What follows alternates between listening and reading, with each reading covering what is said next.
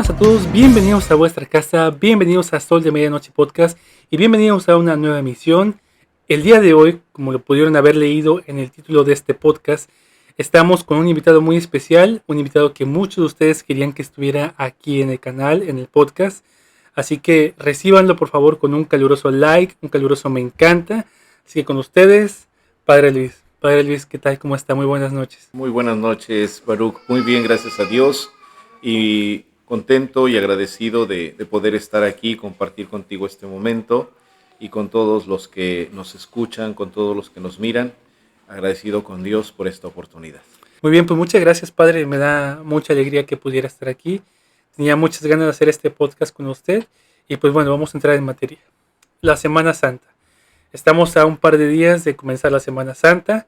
Y para nuestros amigos que tal vez no son muy allegados a la iglesia, ¿qué nos puede decir de qué se trata la Semana Santa? ¿Qué es la Semana Santa? Bien, nosotros como creyentes, como católicos, sabemos que nuestra fe tiene de manera esencial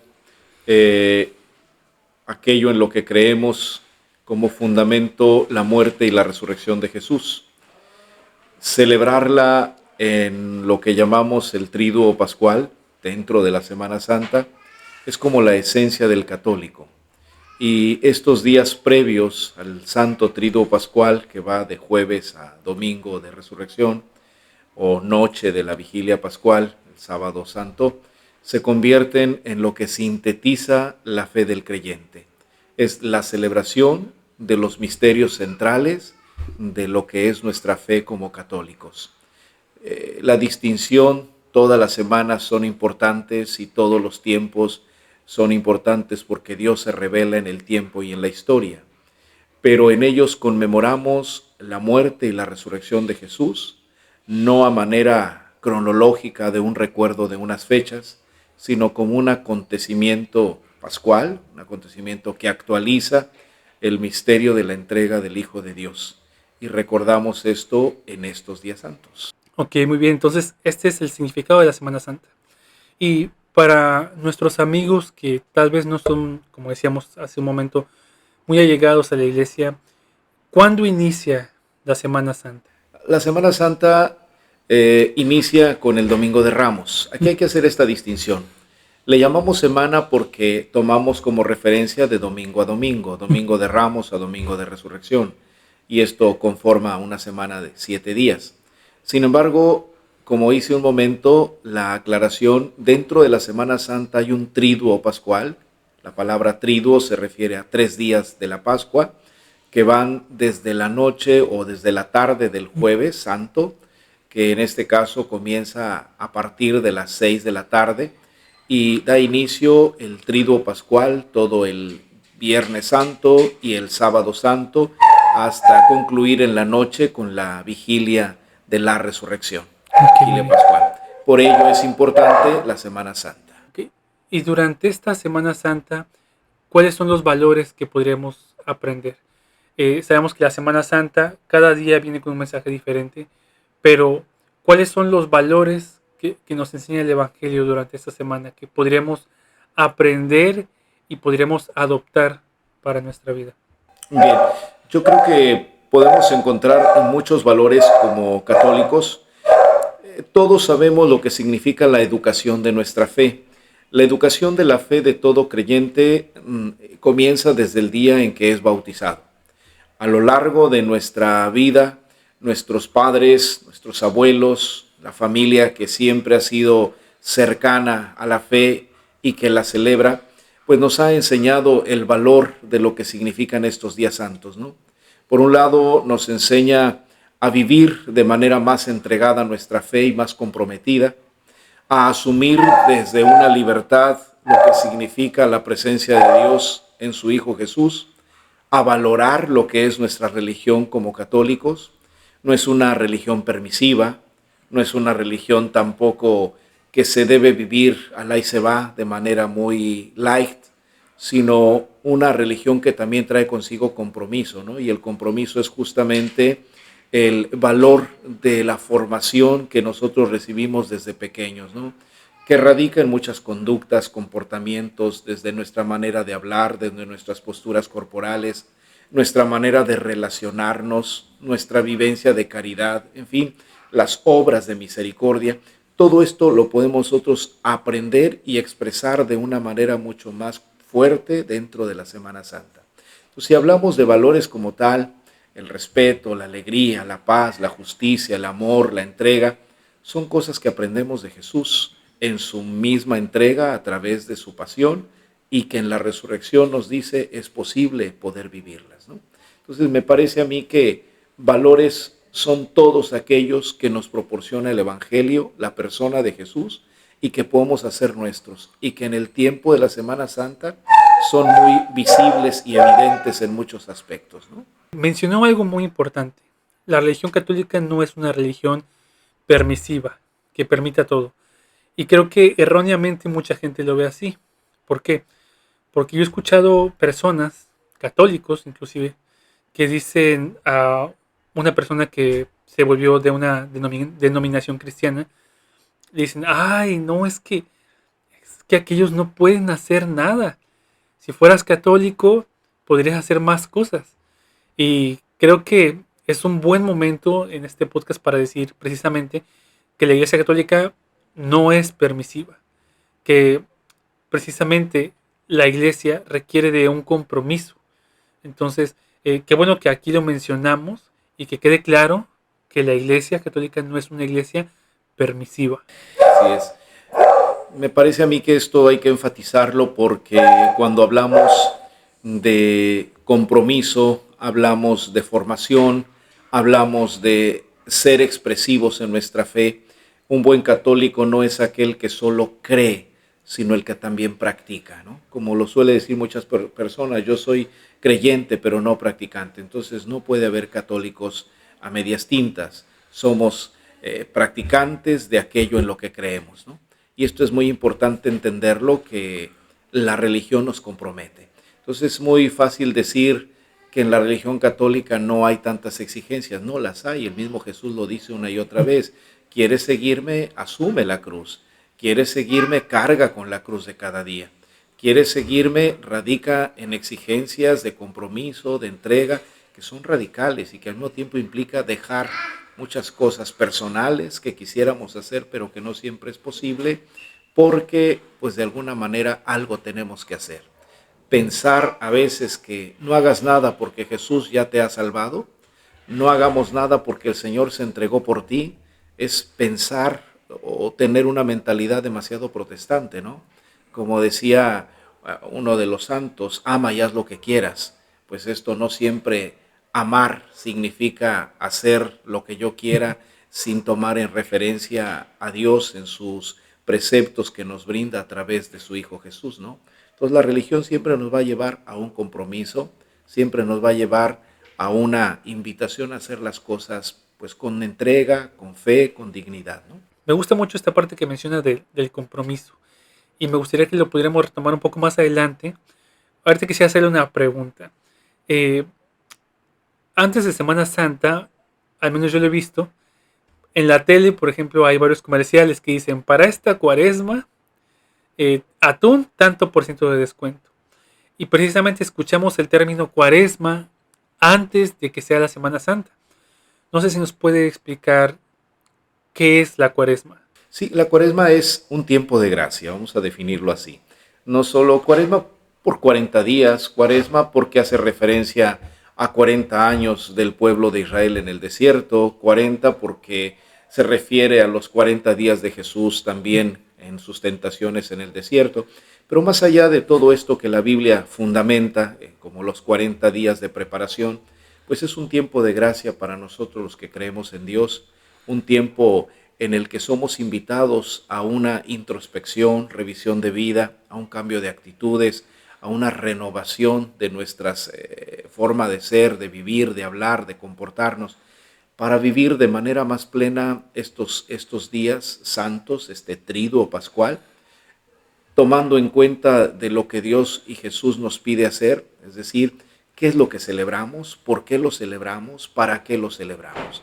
La cuaresma tiene perdón, esta Semana Santa tiene un antes, un durante y un después. El antes es la Cuaresma, los 40 días, que van desde el inicio de la miércoles de ceniza con la imposición de este signo penitencial. Y la Cuaresma tiene esta invitación, y llevarnos a ser hombres de penitencia, de caridad, hombres y mujeres comprometidos en las obras de misericordia, pero siempre mirando la vida desde Jesús, ¿no? Es decir, conocer su entrega, conocer la voluntad de Dios, la glorificación de Dios por medio de su Hijo. Entonces me parece que este antes es como el tomar conciencia de lo que voy a celebrar, este tiempo de gracia, este acompañarme de Dios y al mismo tiempo asumir la responsabilidad de hijo como Jesús, de que la Cuaresma es el tiempo propicio en el cual prepararé el corazón, la vida, mi comunidad, mi familia, para que vivamos una Cuaresma como Dios manda. Más allá de los comerciales, eslogans que se utilizan en el ámbito público y del consumo, de la mercadotecnia, pues sí, hay muchos distractores que ahora se toman como un tiempo para, no sé, para comercializar, para un tiempo de un mayor mercado, de capitalizar, un tiempo para vacacionar, un tiempo para prepararnos a un momento especial de familia, de salida, de desfogue, etcétera, ¿no?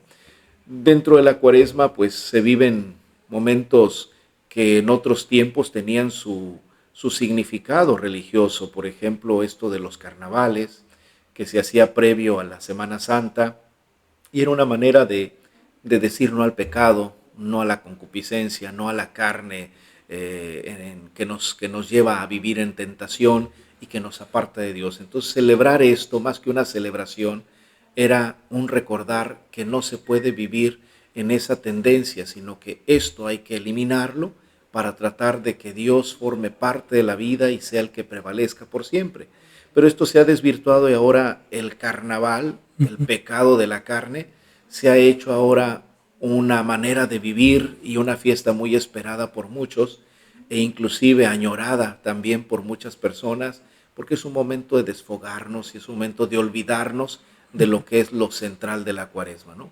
Y esto siempre se hacía de manera previa a los días santos, pero tenía esa connotación religiosa que poco a poco se ha ido desvirtuando, ¿no? Ok, muy bien, un dato muy interesante, padre. Yo no sabía que los carnavales eran previos a la Cuaresma. Y mencioné una palabra que me pareció muy interesante también, que es la palabra introspección. Eh, ¿cómo, qué consejo nos podría dar para hacer introspección?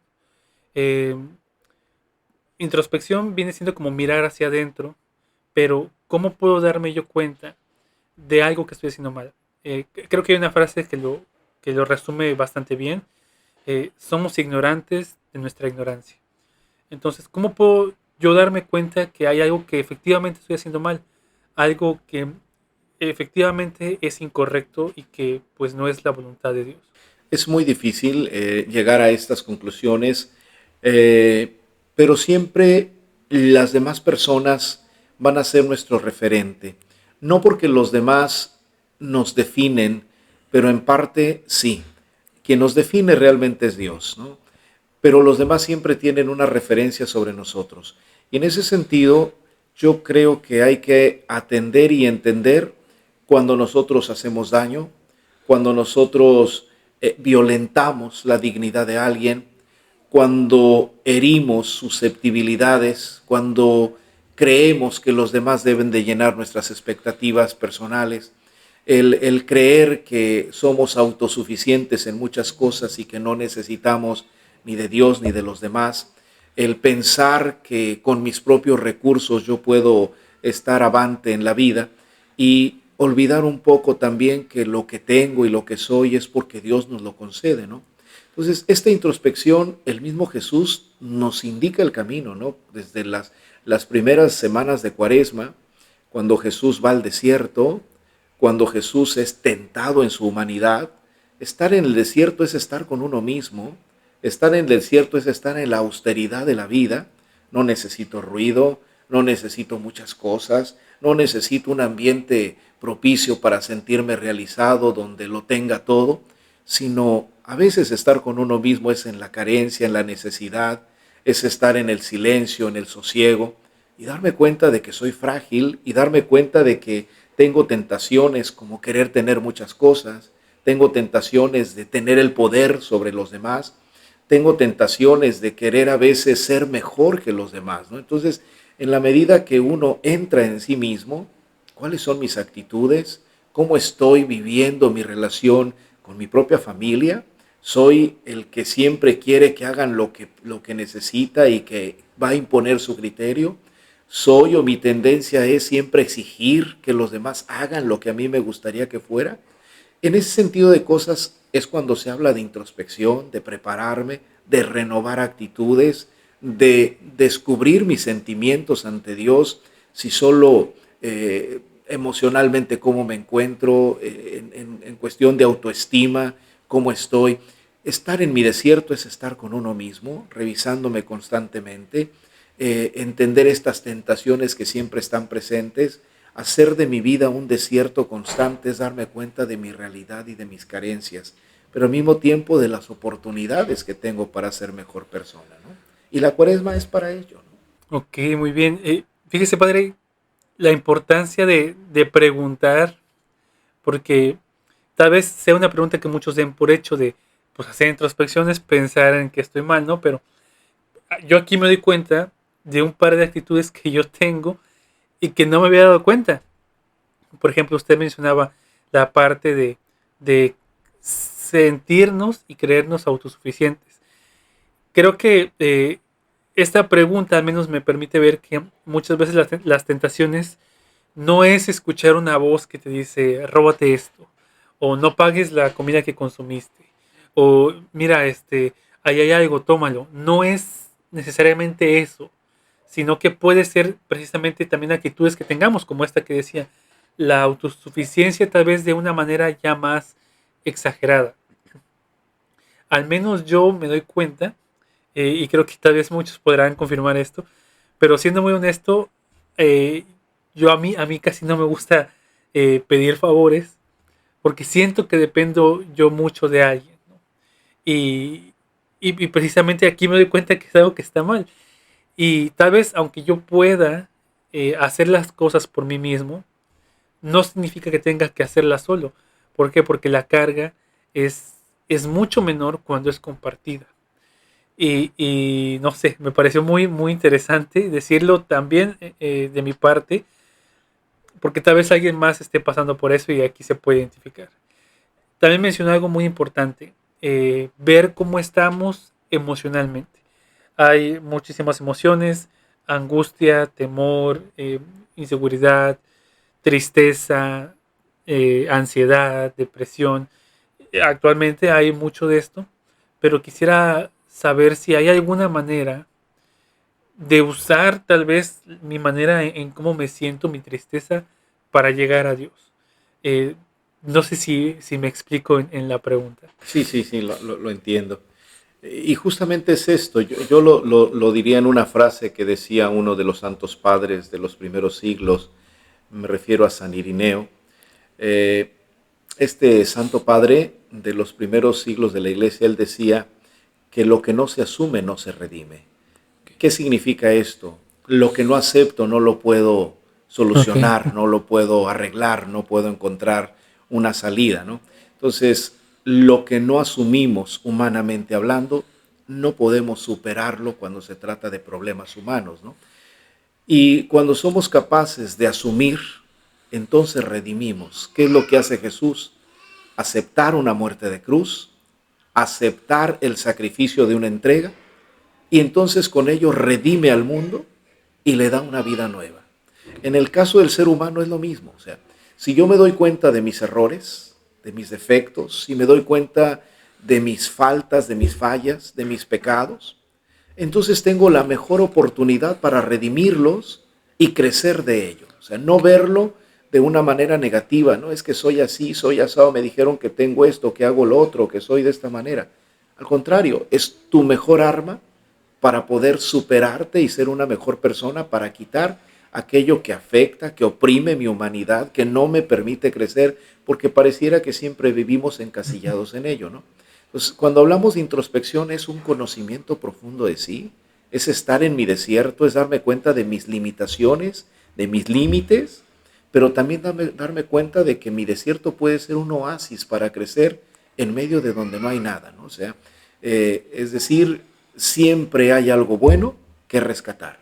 Y todo lo que en la vida viene, algo siempre nos conviene, ¿no? Aunque a veces las cosas no sean tan favorables.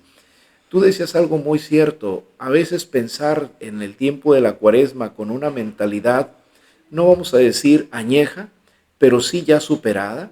El hecho de pensar que la Cuaresma son sacrificios, el hecho de pensar que la Cuaresma son ayunos intermitentes, el hecho de pensar que la Cuaresma es un tiempo para estar siempre en los templos, el pensar que la Cuaresma es un tiempo para rezar en toda hora y a todo momento. No, la Cuaresma es para conocernos humanamente, para ser mejor persona, para tratar de arreglar en mí lo que me está faltando, porque Jesús me va a dar una vida nueva. Y esta vida es resurrección, es gloria de Dios en el hombre. Y para que el hombre viva tiene también que ser glorificado como Jesús por su resurrección.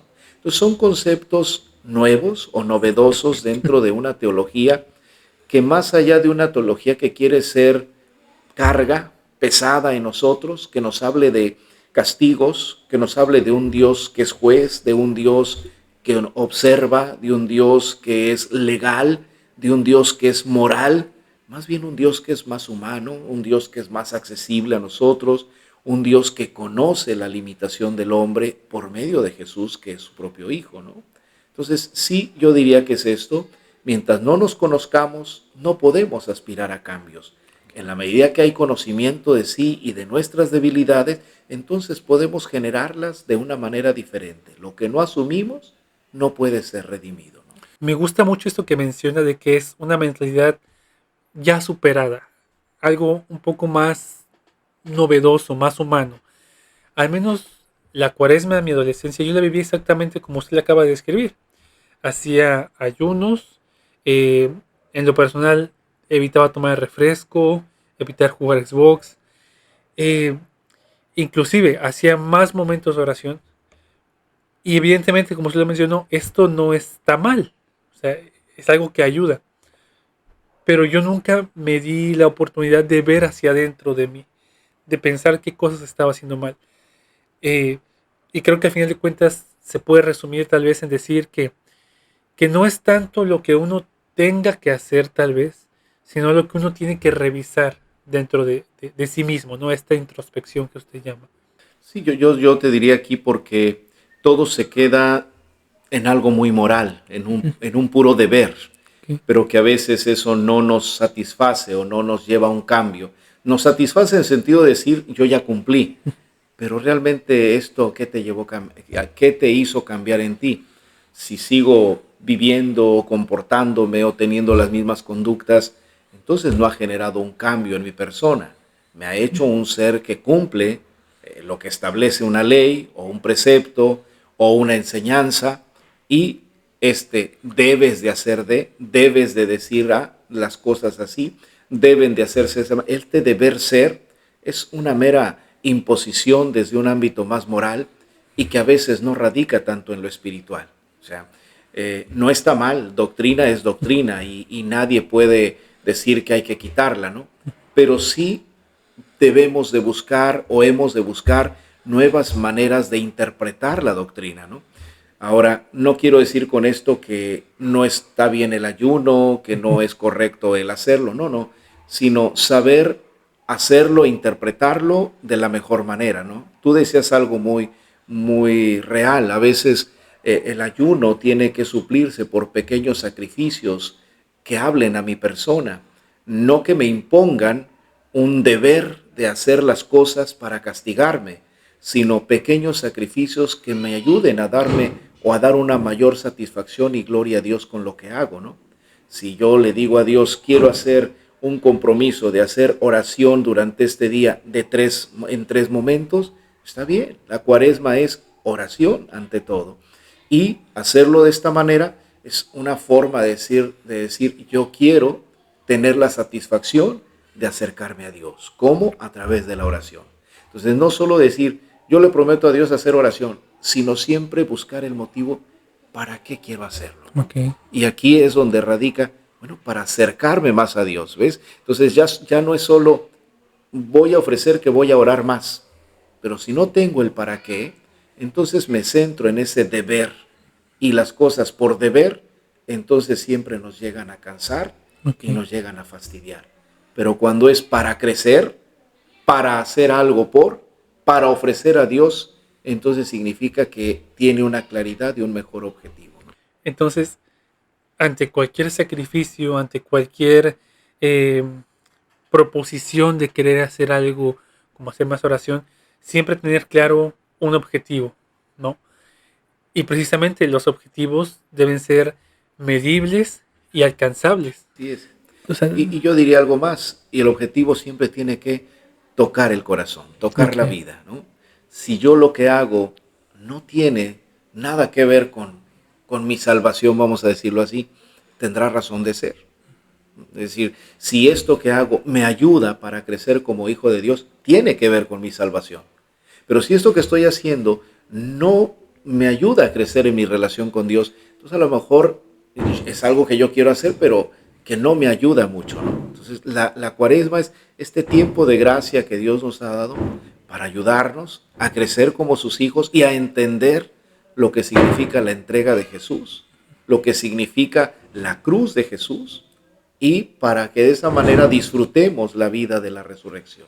excelente, padre. Entonces, recapitulando, la cuaresma es este tiempo, este periodo de gracia en el cual podemos introspeccionar para poder hacer cambios. Pero si puede existir el caso de una persona que apenas está entrando a la iglesia, que no sabe tal vez mucho y que escucha que dicen la próxima semana empezamos la Semana Santa, que no tuvo estos 40 días de preparación, ¿hay alguna manera en que esta persona pueda prepararse, aunque sea con unos días de anticipación? Claro, la cuaresma no tenemos que mirar nosotros este tiempo como que si no lo viví completo, entonces no voy a poder disfrutar los días santos, ¿no? No, yo creo que dentro de la teología hay algo que se llama el kairos, que significa la irrupción de Dios en la historia y en la vida de la humanidad, ¿no? Entonces, todos tenemos un pequeño kairos en nuestra vida, es decir, la intervención de Dios en nosotros, ¿no? Esto no tiene horarios, ni días, ni momentos, ningún acontecimiento especial. Es cuando Dios quiere, ¿no? Entonces, no porque yo haya cumplido 40 días, voy a vivir mejor mi Semana Santa. Ok. Puede ser que haya alguien que vive mejor el lunes, martes y miércoles santo antes del triduo que yo mis 40 días previos, ¿no? La cuaresma termina justamente el jueves santo, no el domingo de Ramos. Ok. Los 40 días se van a terminar el día jueves antes de las 6 de la tarde. Y ahí terminó la cuaresma. Hoy justo estamos en el día número 32, me parece, de este tiempo de la cuaresma. Entonces, es importante comprender que es Dios quien irrumpe en nuestra vida y en nuestra historia. Yo me puedo esforzar durante mucho tiempo para buscar a Dios, pero es Dios quien viene a nuestro encuentro y quien Dios se deja encontrar por nosotros, ¿no? Dios nos provoca para que lo encontremos. Y eso significa entonces también que no importa en qué momento, Dios siempre nos esperará. Puedes decir que entonces somos muy injustos, ¿no? Porque algunos tardan mucho tiempo y otros en un día pueden ganar la salvación. Así es la misericordia de Dios. Y nosotros no podemos decir tú no porque acabas de llegar, yo sí porque tengo mucho tiempo haciendo esto. Es Dios quien a todos nos elige y algunos, como el hijo pródigo y su hermano mayor, tú siempre has estado conmigo, ¿no? Este hijo se ha arrepentido y hay que recibirlo con alegría, pero tú siempre has estado y si tú siempre tienes un lugar en Dios. Por lo tanto, no puedo decir que porque apenas tengo 2 días, merezco menos que el que hizo los 40 días, ¿no? El amor de Dios es desbordante para todos en la misma medida, ¿no? Ok, ok. Me parece muy destacable esto que menciona de que no forzosamente deben ser 40 días Y no por habernos preparado 40 días, vamos a vivir mejor la cuaresma, perdón, la Semana Santa. Al menos yo en lo personal, creo que sí era un poco así, de necesito esos 40 días, porque si no, no me preparé bien. Y creo que esta actitud a veces pudiese esta actitud a veces pudiera llegar a tornarse un poco fariseica, ¿no? De decir, ¿por qué, por qué yo, por qué una persona que se preparó con 2 días antes, que apenas se enteró, la vive mejor que yo que me preparé durante 40 días? Y creo que es bastante similar a la parábola de los trabajadores que iniciaron su jornada desde las 6 de la mañana y que a una hora antes de que acabara la jornada se contrató a otros trabajadores y el pago fue el mismo. Creo que, como decía usted, pudiese tal vez parecer injusto, pero al final de cuentas el pago fue la misericordia de Dios. Y ¿quiénes somos nosotros para decir, pues a esta persona no, Señor, porque mira, tiene menos tiempo que yo, ¿no? Y creo que hay un canto de mi banda favorita que creo que lo explica y lo resume bastante bien, en una parte que dice, donde los ojos no ven, donde la mente no puede alcanzar, Dios se deja encontrar por quien lo busca seguir. Así es, y tomar en cuenta que cuando también dentro de esta actitud está la parábola del publicano que dice, yo no soy pecador como este, yo te he cumplido, yo lo he hecho todo bien. Sin embargo, el fariseo erguido que dice, no soy como este publicano, pues justamente esto es un pecado de soberbia muy grande, ¿no? Porque creer que yo tengo o he hecho más méritos para merecer esto o merecer aquello, ¿no? Al final de cuentas es Dios quien con su misericordia nos redime, como decía, asumiendo pues nuestras fragilidades para vivir esto que Dios nos ofrece en su Hijo, ¿no? Que es la salvación al final de cuentas, ¿no? Volvió a mencionar algo muy, muy importante, padre. Esta actitud fariseica de decir, yo no soy como aquel, yo no soy como aquella, yo no soy como aquel hermano que anda en pecado, yo no soy como aquella hermana que anda en malos pasos. Yo me he encontrado con muchas personas que no van a la iglesia por un comentario similar. Ellos he escuchado que dicen, yo no voy a la iglesia porque la iglesia está llena de pecadores. Yo no voy a la iglesia porque la iglesia está llena de hipócritas. Eh, Comentarios como, tal vez yo no soy la mejor persona, pero por lo menos no soy falso. A estas personas que tienen este pensamiento, ¿qué podría usted tal vez decirles respecto de este comentario? Quizás es que están pensando desde esta postura, como lo hemos mencionado, una postura de fariseos, ¿no? Es decir, viendo nuestra vida y nuestra relación con Dios, teniendo como referencia lo que el otro hace o deja de hacer, ¿no? Pero no desde mi propio compromiso y desde mi propia postura. Entonces creo que aquí hemos fallado muchos en el hecho de creer que nuestra revisión de vida delante de Dios está basada en las prácticas de los demás y no en la propia, ¿no? Es cierto que en la iglesia hay situaciones muy difíciles, personas a veces muy complicadas, podríamos decirlo, pero cada uno ante Dios lleva un proceso de vida, ¿no? Y que nosotros no podemos dar por hecho lo que creemos que Dios va a hacer, ¿no? Pensar como Dios es imposible, ¿no? Amar como Dios sí es posible, pero pensar como Dios es imposible, ¿no? Sin embargo, no podemos nosotros caer en ese extremismo de decir quién merece y quién no, o por qué yo me retiro y digo que es porque son así hasta lo demás. Es una manera de justificar mi falta de compromiso, una manera de justificar mi falta de entrega en mi compromiso bautismal, ¿no? Entonces, ¿por qué? Porque estoy, de alguna manera, yo le llamaría justificando esta falta de comprometerme con mi iglesia, ¿no? Si realmente amara a mi iglesia, no importa quiénes estén, no importa cómo sea, no importa de dónde vienen, amo mi iglesia, porque en mi iglesia está Dios, y en mi iglesia quien me puso en este pueblo de Dios es mi bautismo y ellos son mis hermanos.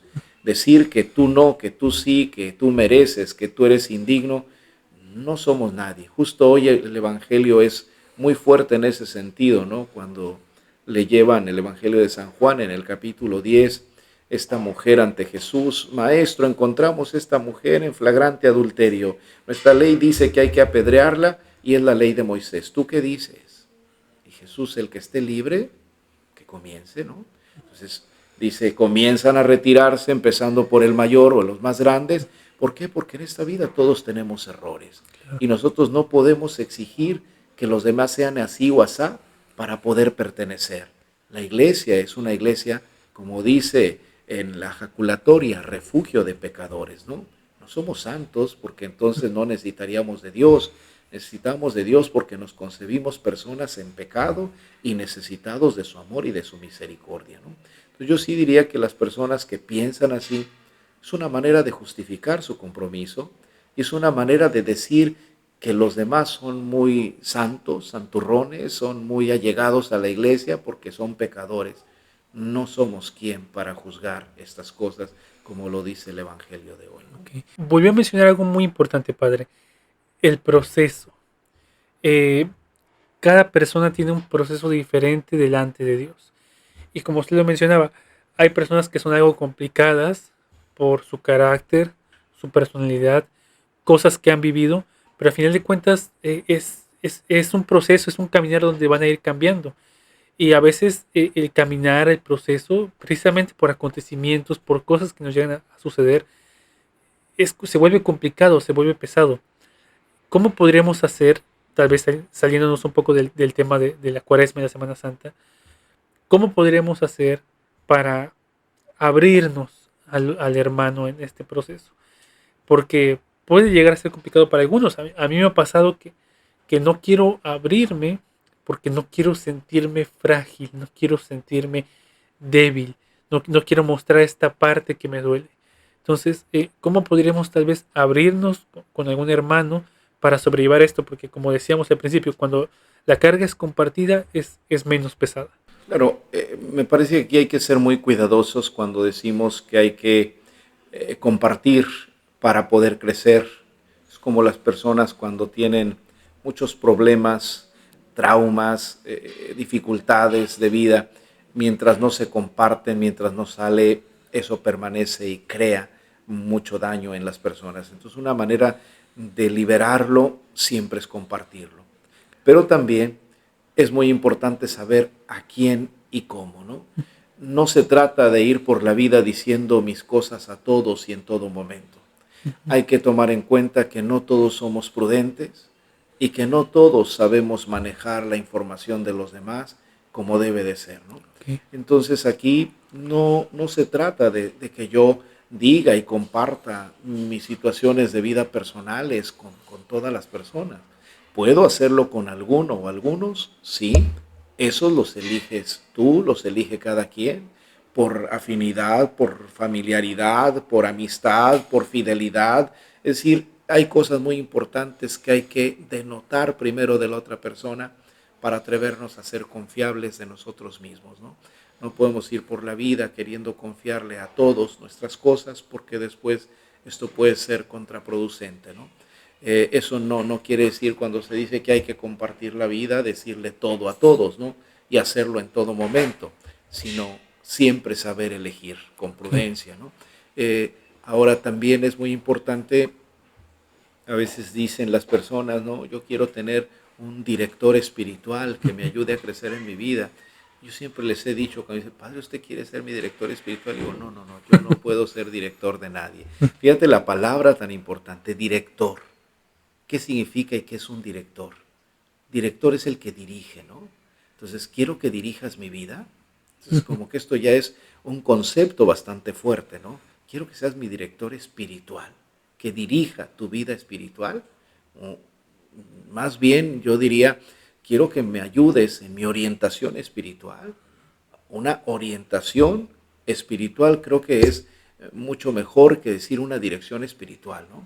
Entonces, buscar quien nos oriente espiritualmente, Eso podemos hacerlo con muchas personas. No necesariamente debe ser un sacerdote y no necesariamente debe ser una persona consagrada. Puede ser una persona mayor, de respeto, de valores, una persona que tenga la capacidad de ayudarnos a ubicar ciertos momentos de nuestra vida que necesitamos mirarlos desde la perspectiva de Dios, ¿no? Entonces, muchas personas de buena voluntad pueden hacerlo, orientarnos espiritualmente en nuestra vida para poder encontrarnos con Dios. No se trata de dirigir tu vida espiritual, ¿no? Porque no somos directores, dirigentes, pues, de vidas ajenas, ¿no? Es una falta de responsabilidad, ¿no? ¿Por qué? Porque suele ser que si yo me equivoco en lo que te digo, pues es que el padre, que mi director espiritual me dijo que hiciera esto y ha fallado, ¿no? Entonces, no podemos dirigirte, podemos orientar y cada quien toma sus propias decisiones, ¿no? Excelente, padre. Pues ya platicamos sobre cómo prepararnos para la cuaresma, qué es la cuaresma, eh, platicamos poquito sobre qué es la Semana Santa y quisiera que nos adentráramos un poquito más sobre esto, platicando sobre cómo podemos vivir la Semana Santa, pero eh, bueno, sabemos que el mundo no se detiene, sabemos que hay gente que le toca trabajar en Semana Santa, los locales tienen que abrir, gente que tiene que llevar el pan a su casa, eh, gente que tiene que trabajar.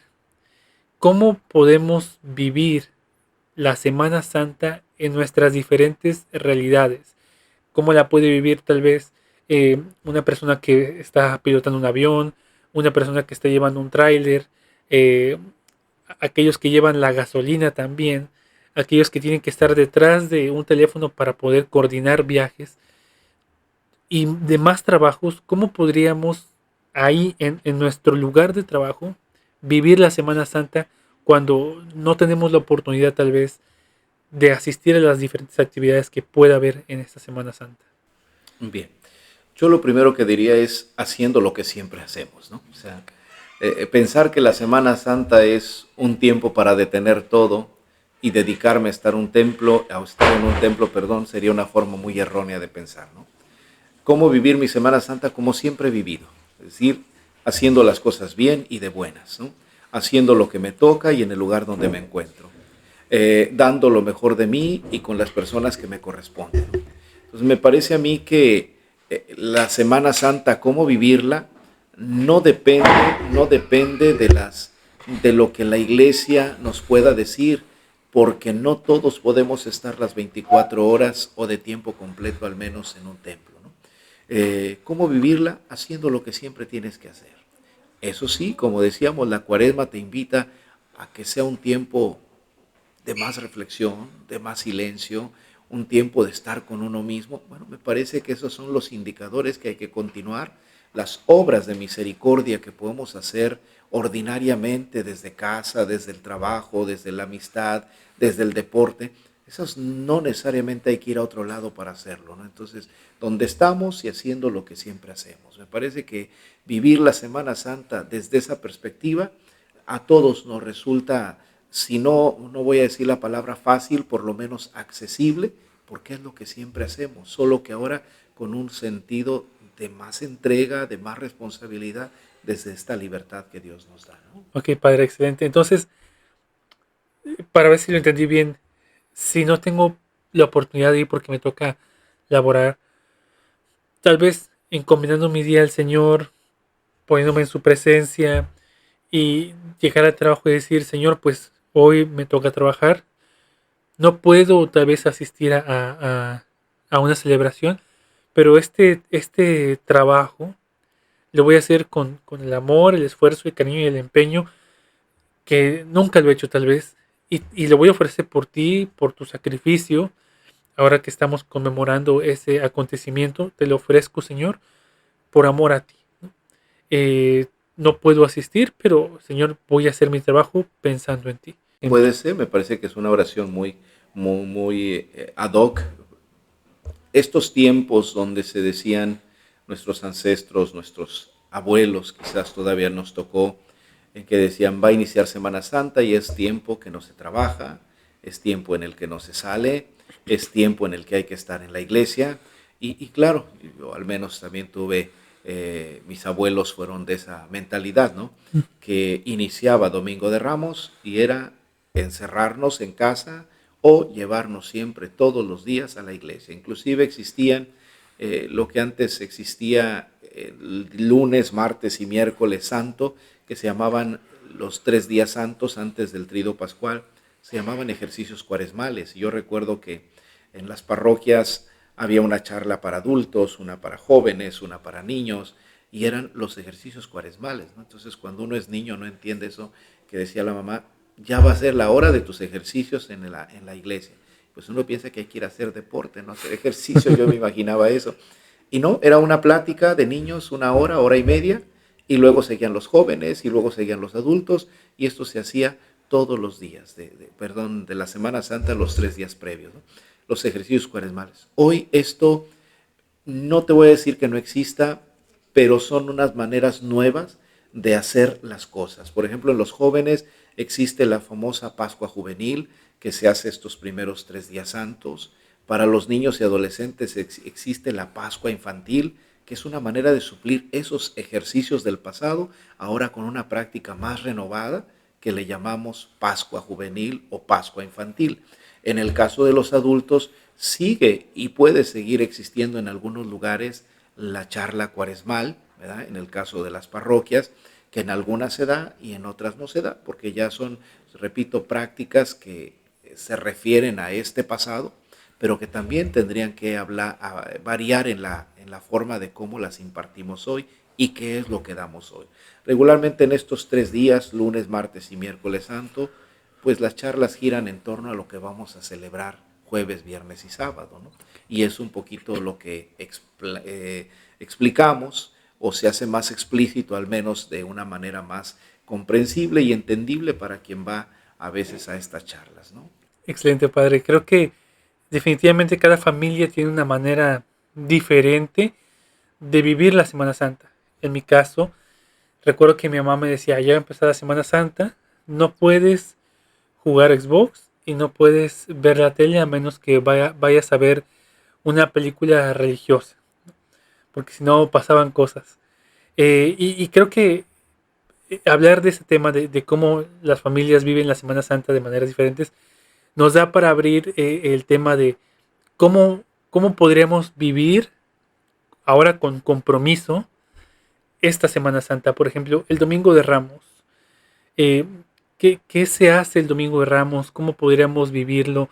¿Cómo podríamos comprometernos en este Domingo de Ramos a vivir de una nueva manera la Semana Santa?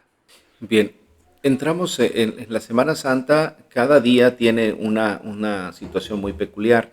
Por ejemplo, el Domingo de Ramos se conmemora la pasión del Señor. O sea, es el momento de la entrada de Jesús en Jerusalén con aclamaciones, en que el pueblo le recibe, y esto que nosotros celebraremos, la procesión de las palmas, queremos un poco repetir este suceso que aconteció en Jerusalén cuando Jesús ingresa a la ciudad, que es aclamado. ¿Por qué era aclamado Jesús? Porque mucha gente había escuchado hablar de él, eran testigos de milagros, muchas personas creaban esa expectativa, quién es Jesús, conocerlo, la curiosidad en algunos, otros porque les convencía realmente su mensaje, su doctrina en su tiempo. Y el recibir a Jesús en Jerusalén, pues era un motivo de alegría para muchas personas en aquel momento, ¿no? Y sin embargo, hoy en la liturgia de la iglesia, el Domingo de Ramos, además de esto, lo que se celebra dentro de la liturgia eucarística es la pasión, la narración de la pasión del Señor, hacerla alternada con estas dos personas que acompañan al sacerdote, justamente para clarificar el contenido tan importante que tiene la pasión de Jesús, ¿no? ¿Cómo vivirlo el domingo?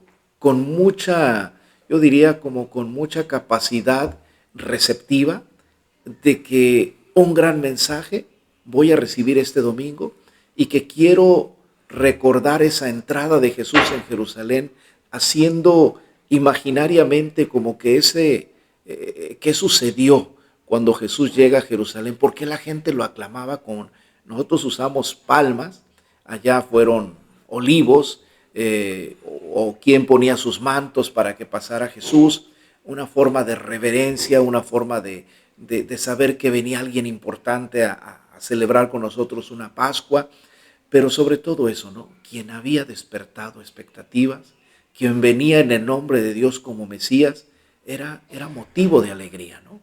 Todo lo que viene después, donde el jueves, el viernes y el sábado, por qué cambia de unos días a otros?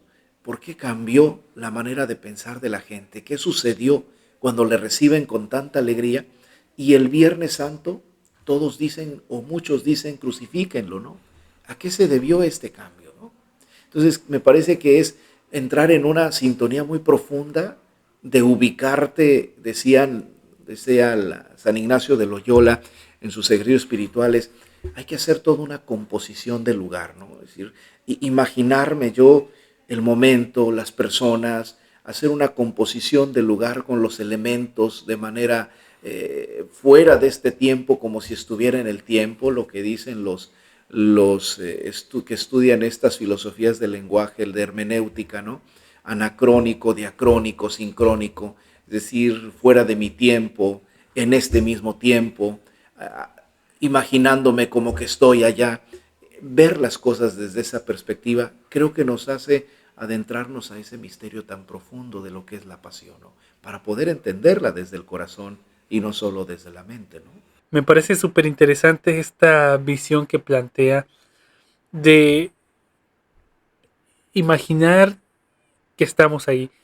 En mi caso yo lo que hacía era pues, ir a misa, escuchar el Evangelio, escuchar la homilía, tratar de tenerlo presente, pero me quedaba ahí en el escuchar.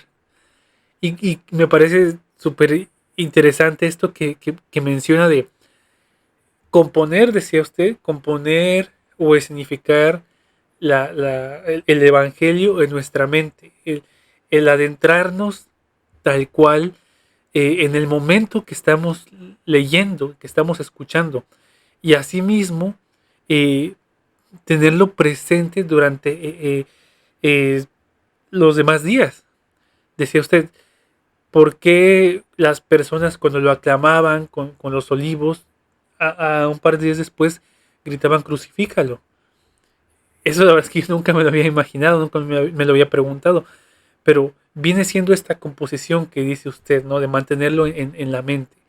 Y me imagino que asimismo la composición es visual, ¿no?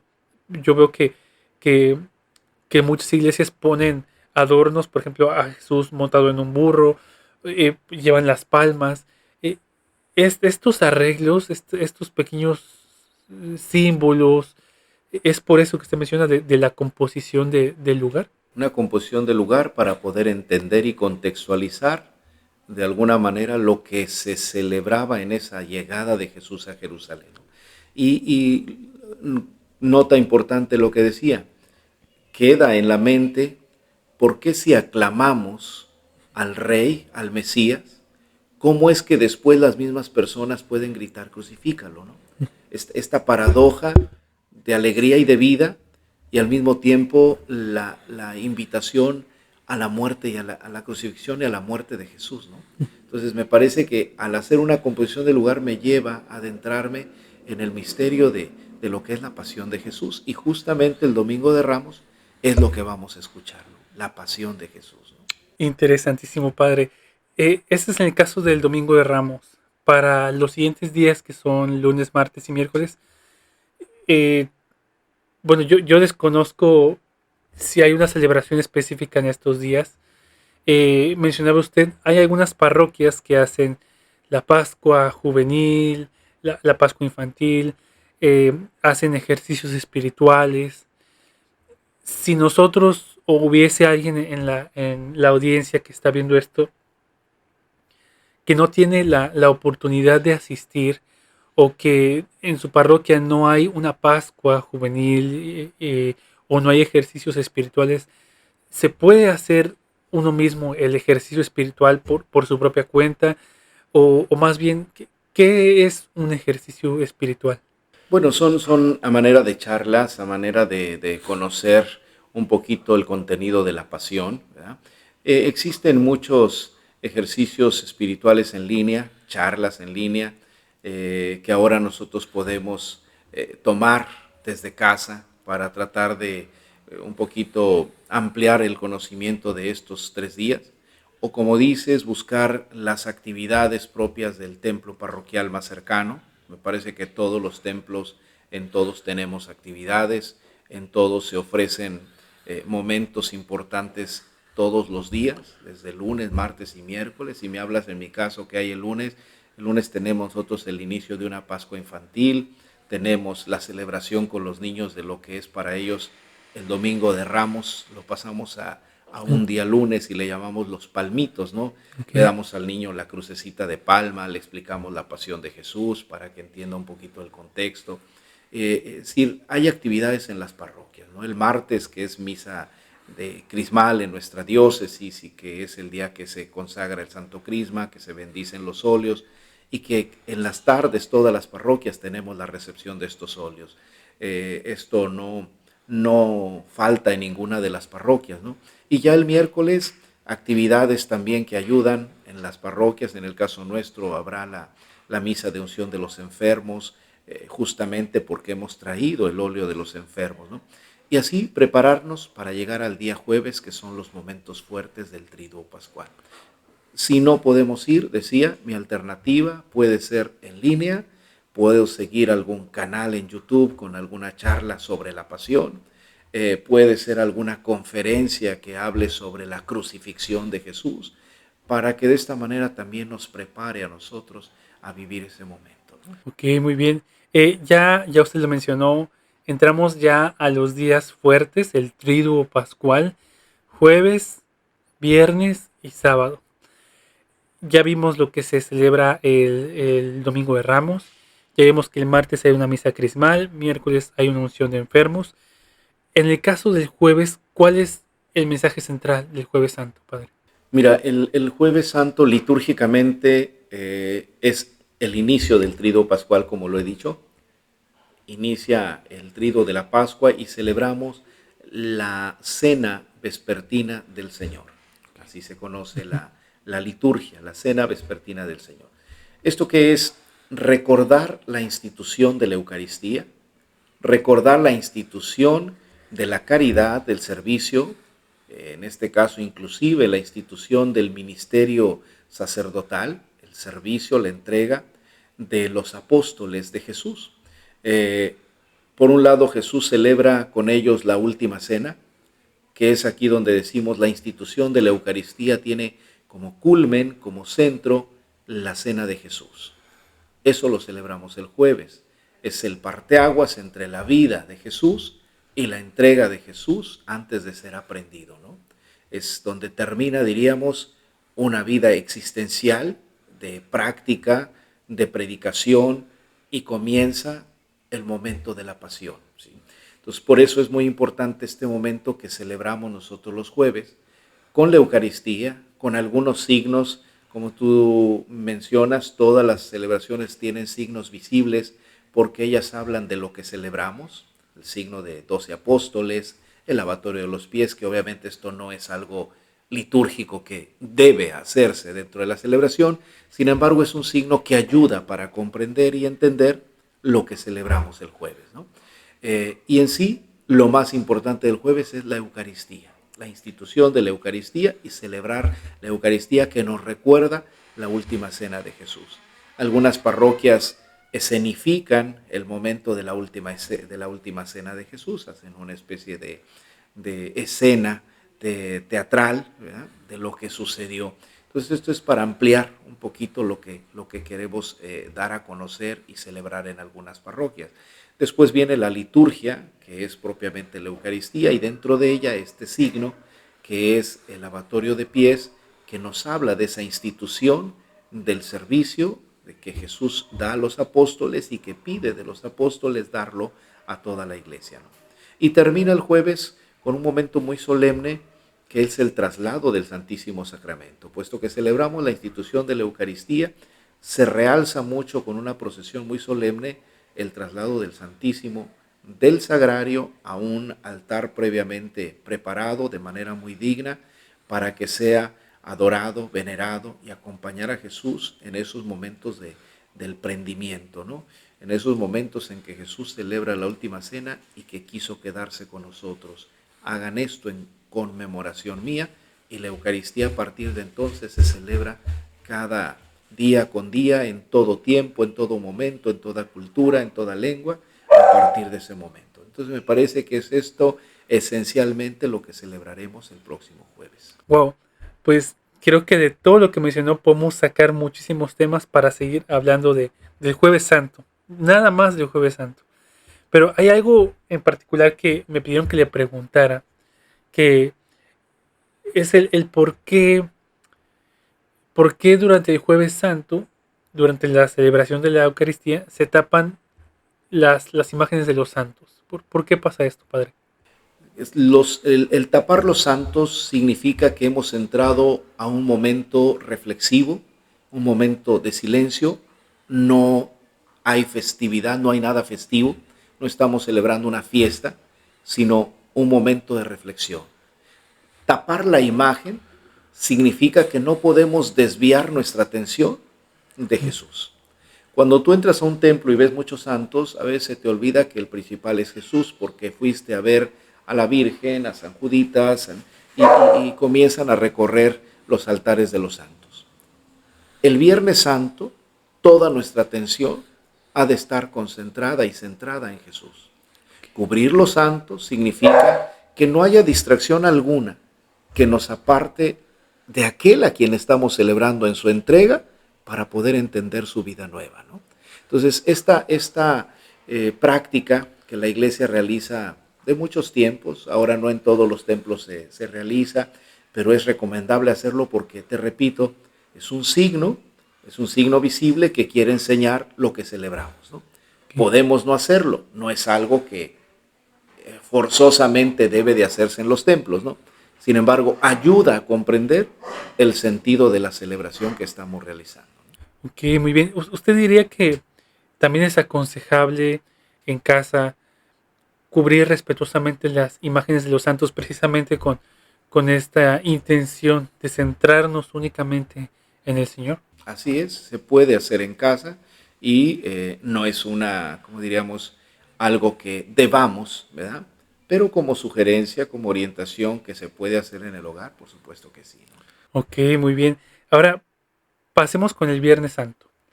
El Viernes Santo es el día que tomamos para recordar el Vía Crucis, la muerte de nuestro Señor Jesucristo. Me parece importante decir que Jesús murió, porque creo que hay gente que piensa que Jesús no murió. Y Jesús murió porque precisamente tenía que morir para resucitar. Pero bueno, después de esta aclaración, este Viernes Santo, ¿cómo podemos vivirlo?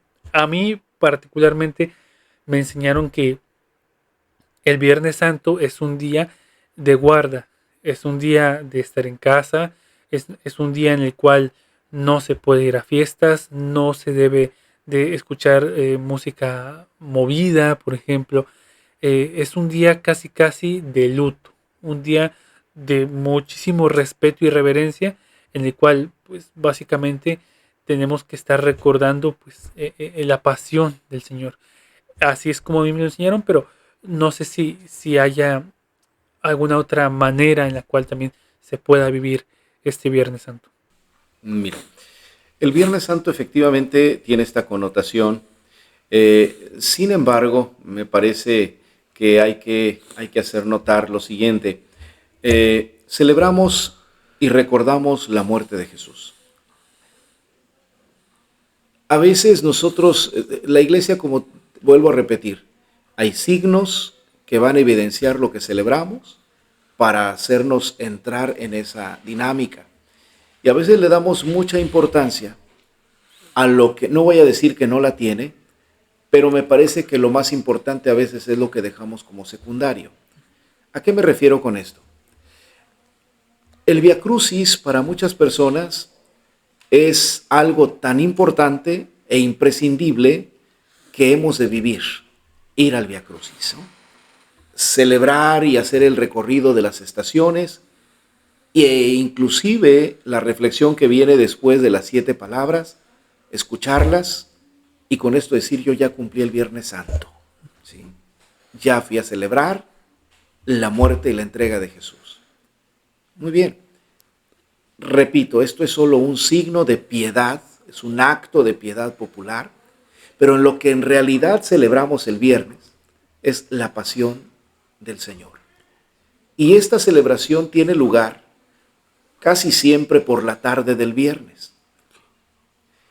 Mucha gente va al Vía Crucis, pero muy pocos van a la celebración de la pasión, a lo que tendría que ser más importante: la adoración de la cruz, escuchar la pasión, hacer las plegarias que la iglesia nos pide, la comunión del día Viernes Santo, y es una celebración llena de signos y de símbolos.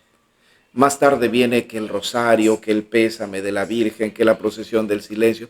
Todo esto son actos que pueden estar o no pueden estar, pero que lo más importante es la pasión, la adoración de la cruz, la celebración como tal de este momento, el Viernes Santo. Y me parece a mí que yo lo señalo mucho porque es a veces donde menos participan las personas. En cambio, en el Vía Crucis, muchas personas participan, y en la procesión del silencio también. Pareciera que estos son los momentos claves y más importantes. Y lo más importante es la liturgia de la palabra de la tarde del viernes, ¿no? Efectivamente, se ha celebrado de muchas maneras a lo largo de todos los tiempos.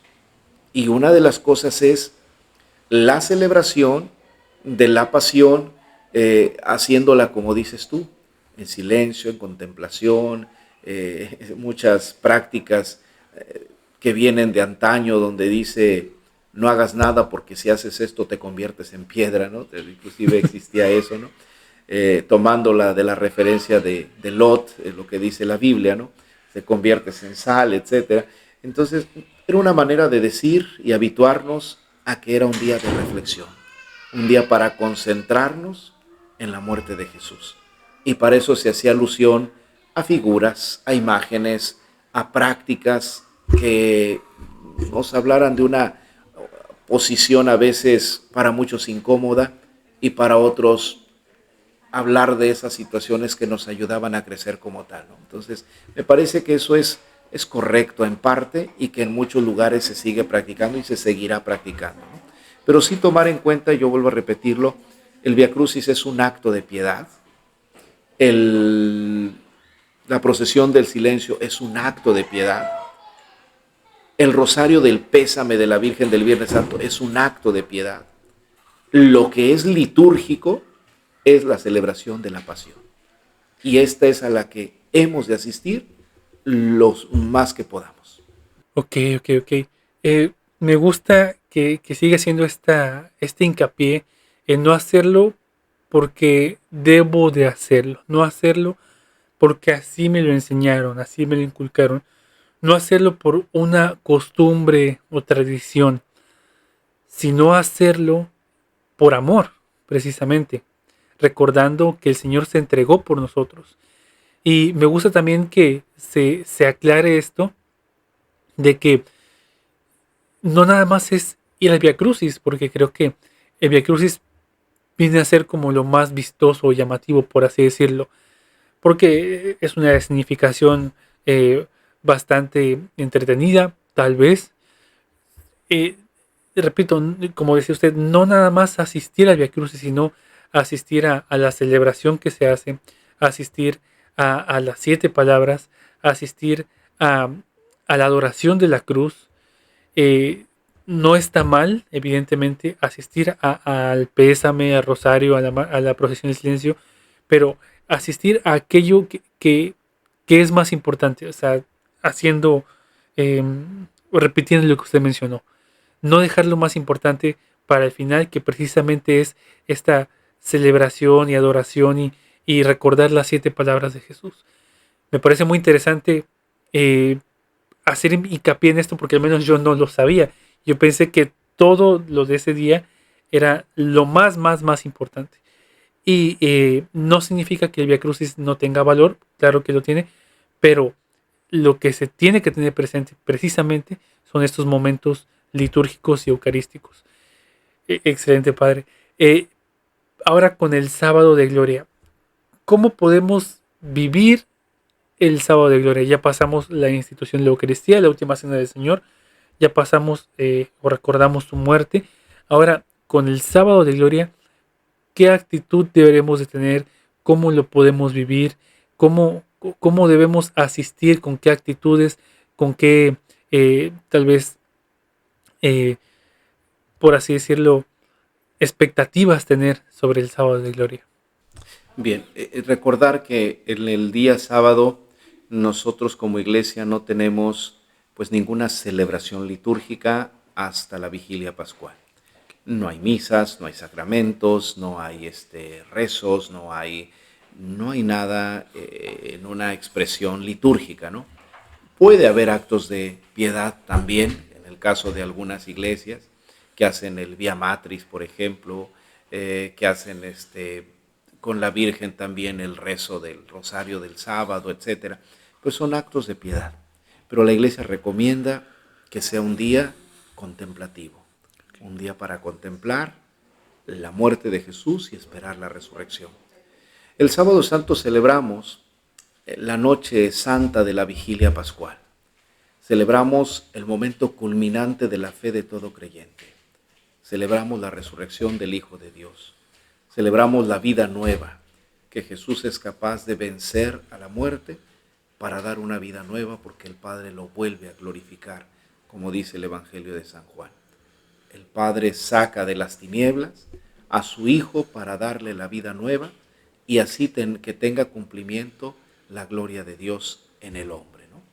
Entonces me parece que el sábado, el centro de la fe del creyente, es un día que hay que celebrarlo con mucha alegría y es un día también al que no podemos faltar nosotros porque somos creyentes en ello. Y ahí está la esencia de nuestras prácticas anuales, de nuestro ser como creyentes, del ser hijos de Dios. El sábado santo es, diría yo, el día por excelencia en el que Dios nos invita a contemplar quién es Él en Jesús. Y esta preparación de todo lo que es la vigilia pascual es una vigilia con mucho esmero, muy expresiva, muy litúrgica. Es una vigilia donde todos los elementos nos hablen de la alegría de la resurrección, ¿no? Entonces me parece que ahí hay que concentrar todas las fuerzas y toda la energía en este día sábado, ¿no? Hay una duda sobre el sábado de gloria que muchas personas tienen, la cual es la siguiente.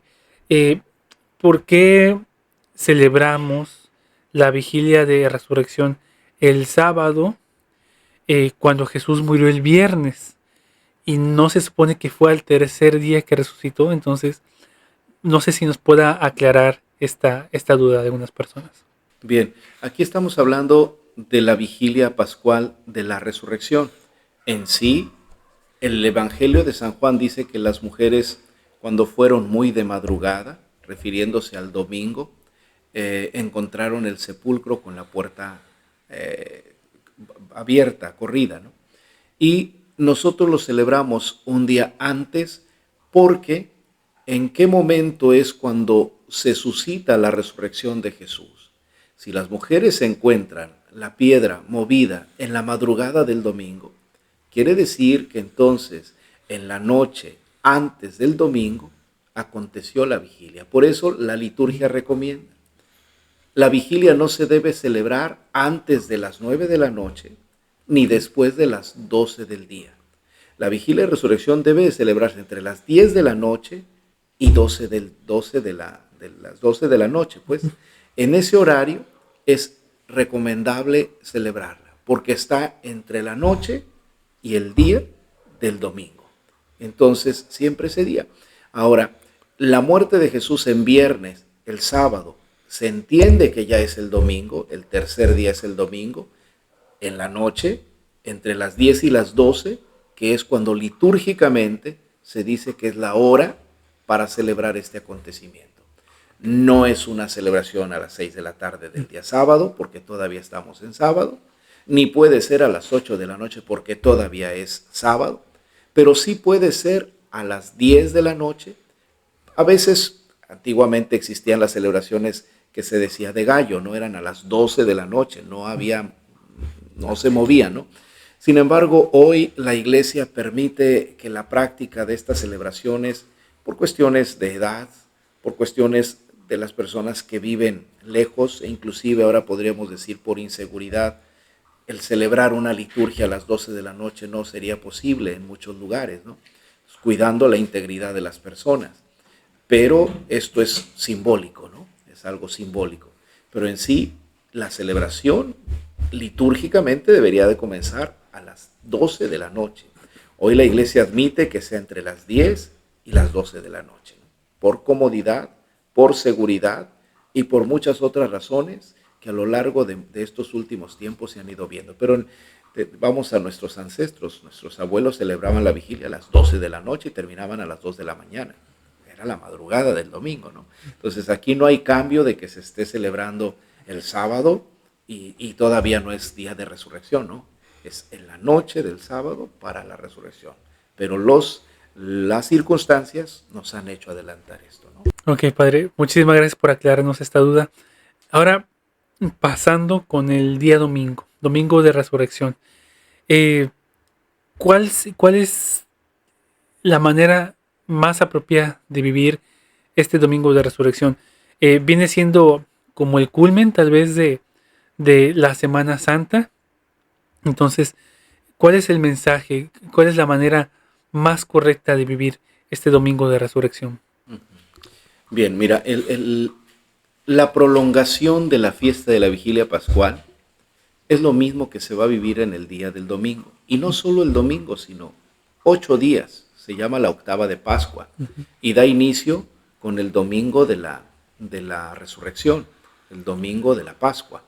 De ese domingo hasta el siguiente se estará celebrando durante todos los días la octava de la Pascua, que significa la prolongación de la resurrección de Jesús, como se celebró en la noche del día sábado, en la vigilia, es celebrarlo también todos los días hasta el próximo domingo. Por lo tanto, no hay cambio, ¿no? Es la prolongación de una fiesta, es la prolongación de un momento maravilloso como es la resurrección de Jesús. No deberíamos, ni los sacerdotes, ni los equipos litúrgicos en las parroquias, hacer que se viera diferente a lo que hicimos en la noche de la vigilia pascual. Es más, el domingo de resurrección todavía tendría que ser mucho más solemne que por la noche que vivimos, ¿no?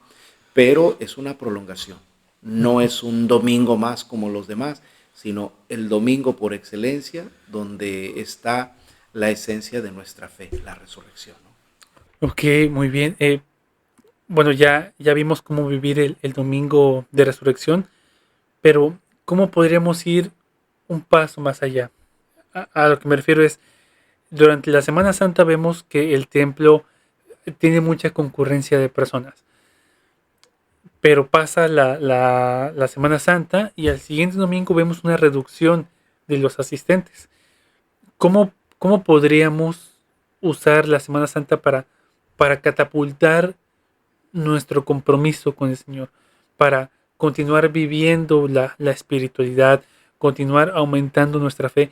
¿Cómo podríamos ir más allá con nuestro compromiso con el Señor? Me parece a mí que esto es algo mucho más personal. Podemos exhortar, podemos invitar, podemos clarificar un poquito a las personas sobre la necesidad de vivir un compromiso mucho más fuerte, más intenso, pero al final de cuentas, yo siempre he dicho, la fe es personal y no podemos nosotros hacer que las personas cambien o hagan las cosas si no nacen del corazón, no va a suceder. Entonces sí, es deber nuestro evangelizar, es deber nuestro clarificar la necesidad de volverse y de estar en Dios, pero nada más. Depende de cada persona el tratar de hacer las cosas bien o de esta manera, ¿no? Pero es cuestión de una evangelización que penetre, que llegue, pero Lo quiero decir, no lo podemos hacer solo en una Semana Santa, sino esto tendría que tener un proceso, una enseñanza permanente, el tratar de hacer entender a las personas que no basta una Semana Santa para decir que hay una verdadera conversión. Esto es cuestión de vida y de todos los días y de cada 8 días en la Eucaristía, ¿no? Ok, es muy acertado lo que usted menciona al decir que la fe es algo también personal, ¿no? Recordando precisamente que todos estamos en un proceso delante de Dios en el cual, pues, la mejor palabra para definirlo pues, es precisamente esa, ¿no? Es algo más personal. Y bueno, ya estamos finalizando este episodio. Ya vimos cómo vivir la Semana Santa. Ahora, no sé si nos pueda decir cosas a evitar dentro de la Semana Santa. Tal vez no cosas que no necesariamente tengamos que no hacer, sino simplemente evitar para vivir de una mejor manera la Semana Santa. Muy bien, yo creo que ahí también yo dejaría esta pregunta, no porque no quiera dar una respuesta, sino porque muchas veces cada persona vive la Semana Santa de manera tan distinta y que a veces dar ciertas prácticas quizás para unos resultan y para otros no. Okay. Entonces yo creo que cada uno nos conocemos y cada uno sabemos qué es aquello que yo hago que a veces me deja este sentimiento de culpa. Y creo que esta es algo que puede medir lo que podemos o no hacer cuando hay culpa, cuando nos crea remordimiento, cuando afecta nuestra conciencia. Todos sabemos que puede hacer eso, ¿no? Entonces creo que es evitarlo y tratar de, pues, de darle una mayor vivencia y entrega a esto de la Semana Santa. Todos, como decía, tenemos actos inmorales, tenemos conductas que no son tan aceptables dentro del ámbito espiritual, pero que pues cada uno lucha, cada uno tiene sus propias capacidades de reconciliarse con Dios, de reconocer sus debilidades y tratar de superarlas, ¿no? En la medida de lo posible. Cada uno pone sus límites, sus tiempos y cada uno sabe hasta dónde quiere responderle a Dios para hacer o dejar de hacer. En ese sentido, creo que la libertad del ser humano es lo que determina. Y por otro lado decía, lo que me crea culpa, si realmente delante de Dios es pecado, pues lo evito. O aquello que yo considero que esto es algo con lo cual afecto en los sentimientos a otra persona, tratar de evitarlo, ¿no? Todo acto que uno realiza siempre va acompañado de una intención. Cuando la intención es buena, el acto va a ser bueno. Cuando mi intención es mala, las consecuencias de mi acto van a ser malas y van a crear culpa, ¿no? Entonces siempre también tener muy en claro que la intención que tengo para hacer esto o aquello o dejarlo de hacer es la que determinará mi bondad o mi maldad, mi pecado o la gracia, ¿no? Okay. Muy bien, padre. Excelente. Creo que es lo que decíamos al principio, la introspección. Así es. La introspección en uno mismo determina qué no deberíamos hacer, qué prácticas propias de uno evitar. Claro. Muy bien, padre, pues ya llegamos al final de este episodio. Estoy muy feliz de que pudiera estar aquí. Me alegra mucho que podamos haber tenido esta plática. No sé si hay algo en particular que usted quiera comentarle a las personas que ven este podcast. No sé si quiere decir algo. Adelante. No, pues yo te agradezco mucho este momento y esta oportunidad. Me parece que a veces hay cosas que efectivamente damos por hecho de que las conocemos y las sabemos, pero a veces darles esta claridad o mirarlas desde una perspectiva, si no diferente, por lo menos en la forma de interpretarlas, que nos hagan saber que lo que estamos haciendo es correcto o nos falta por hacer, ¿no? Y por otro lado, pues que las personas siempre tengan esa curiosidad de preguntar, ¿no? Porque a veces hay muchas dudas, sobre todo en este ámbito juvenil, en este ámbito de adolescentes, muchas dudas con respecto de la fe, con respecto de la iglesia, con respecto de la jerarquía, y que no siempre las preguntamos, ¿no? Entonces me parece a mí que no pasa nada con el hecho de preguntar. A veces hay respuestas, a veces a lo mejor no las hay, a veces son cosas tan simples, ¿no? Hace unos días vinieron unos adolescentes de Colegio Tepeyac a hacer una pregunta muy simple y yo decía, bueno, ¿cómo es que a veces cosas tan sencillas desde la filosofía, de la teología pueden responderse y que a veces necesitamos clarificarlas, pero el temor no nos permite. Entonces, con toda confianza, cuando podamos servir, cuando podamos ayudar, cuando podamos clarificar, pues para eso estamos y con mucho gusto colaboramos. Y pues invitarlos a vivir esta Semana Santa 2024, en la cual somos invitados a adentrarnos en esta reflexión profunda de la entrega del Hijo de Dios y sobre todo lo que tiene que ver con nosotros, ¿no? Con mi persona, con mi forma de vida y con lo que quiero hacer de mí para el futuro. Ok, padre, pues muchísimas gracias. Vamos a estar dejando aquí en la pantalla el calendario de actividades de nuestra parroquia. Para aquellos que están cerca y quieren asistir, pues son cordialmente invitados. Padre, una vez más le doy las gracias por haber asistido, porque ya es bastante tarde y me imagino que también para usted ha sido un largo día. Entonces, pues le agradezco muchísimo el tiempo que se tomó, que pudiera estar aquí, que nos pudiera brindar un poco de lo mucho que usted sabe, Padre. Entonces, pues muchísimas gracias y no sé si podamos terminar el podcast con su bendición, Padre. Claro que sí, Baruch. No, muchas gracias antes a ti y muchas gracias a todos los que te siguen, a todos los que te dan like.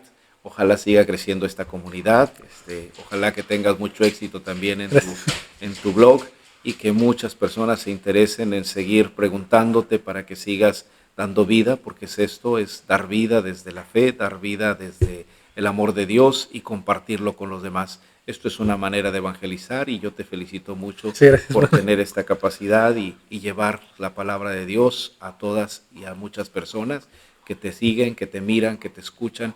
Pues muchas felicidades a ti y a tu comunidad y a todos los que están presentes. Gracias. Nos ponemos en presencia de Dios. Gracias a todos. El Señor esté con ustedes. Que la bendición de Dios Todopoderoso, Padre, Hijo y Espíritu Santo descienda sobre nosotros y nos acompañe siempre. Amén. Amén.